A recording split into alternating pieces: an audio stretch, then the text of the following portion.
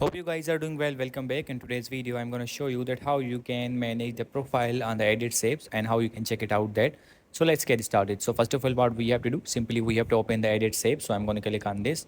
And after opening that, now we have to go to the profile icon. So we have to click on that. So let's suppose I'm going to click on this. And as you can see now, my name is written and my Instagram ID handler is also there. And if you want to check out the account, you can also do that. If you want to go to the content preferences, you have to click on that. And if you want to go to the account settings, you have to click on the account. You can check out the account status, download your information. These all details are provided here. And if you want to get any kind of help, or if you want to check out the about section, you have to click on the about third party, and these all details are provided here.